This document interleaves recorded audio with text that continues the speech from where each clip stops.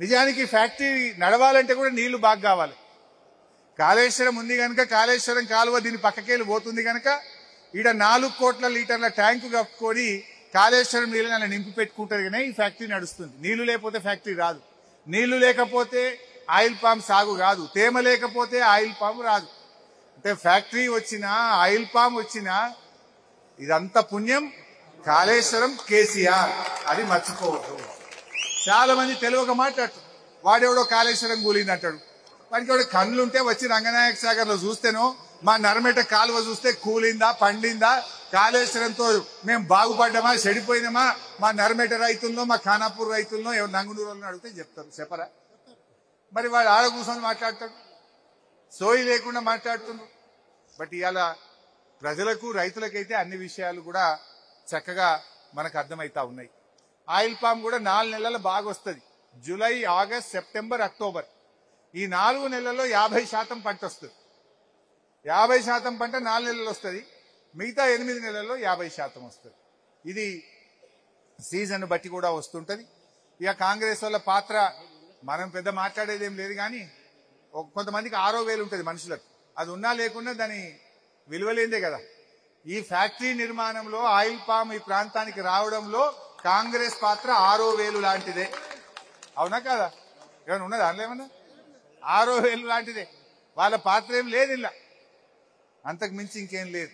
So ఏది ఏమైనా కూడా ఈరోజు ఒక డ్రాట్ ప్రోన్ ఏరియా, బోర్ వేసుకోవాలంటే దరఖాస్తు పెట్టి అనుమతి తీసుకొని బోర్ వేసుకునే ప్రాంతం ఇలా 4 ఇంచులు పోసి కోనే అనేటో లేకుండా ఎవరి ఇష్టం ఉన్నని బోర్లు వేసుకోవచ్చు, ఎవరి ఇష్టం ఉన్నని బాయిలు అవ్వుకోవచ్చు.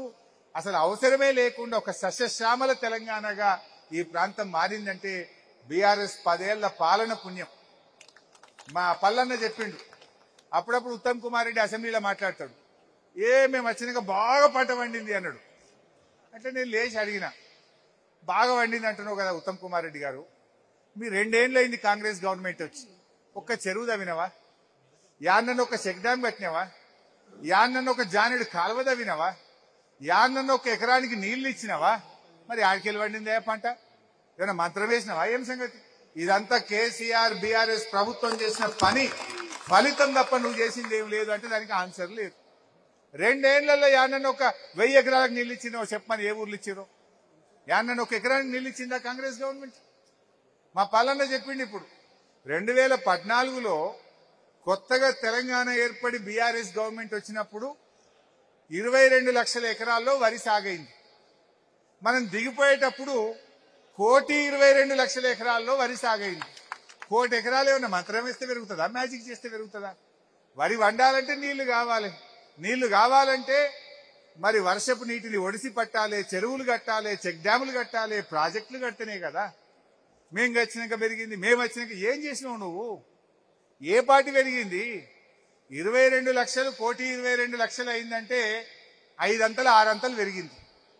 మీరు వచ్చినాక పెరిగితే 1,22,00,000 1,30,00,000 కావచ్చు గంతే. మరి అది ఎంత పెరిగినట్టు? 22 1,22,00,000 అంటే 6 రెట్లు పెరిగింది, 600% పెరిగింది. మరి మీరు వచ్చినాక 1,22,00,000 1,30,00,000 అయింది అంటే 8 లక్షలు 7 లక్షలు పెరిగింది. ఎందుకు పెరిగింది? అది కూడా మేము చేసిన ఫలితాల ప్రాసెస్ తప్ప నువ్వు కొత్తగా చేసింది లేదు. ఆ పెరిగింది ఎంత? ఇంచంత. బీఆర్ఎస్ హయాంలో పెరిగింది మూరెడంత అయితే కాంగ్రెస్ హయాంలో పెరిగింది జానెడంత. దానికి పెరిగింది అంటాడు. ఆ పెరిగిన ఘనత కూడా మన ప్రభుత్వం చేసినటువంటి కృషి, మనం వేసిన సాలే తప్ప వాళ్ళు చేసింది ఏమి లేదు. సో ఇంత మంచి ఫ్యాక్టరీ రావడం నాకు చాలా సంతోషంగా ఉంది. ఇంకా కూడా సాగు పెరగాలి.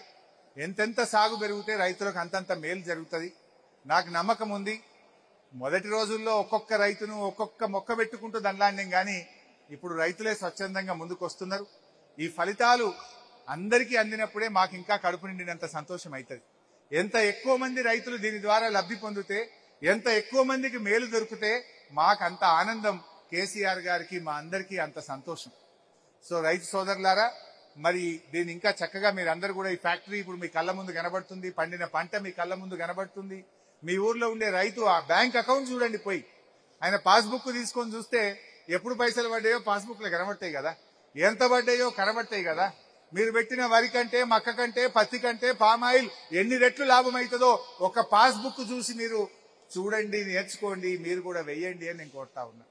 సో ఇది చాలా బాగుంది.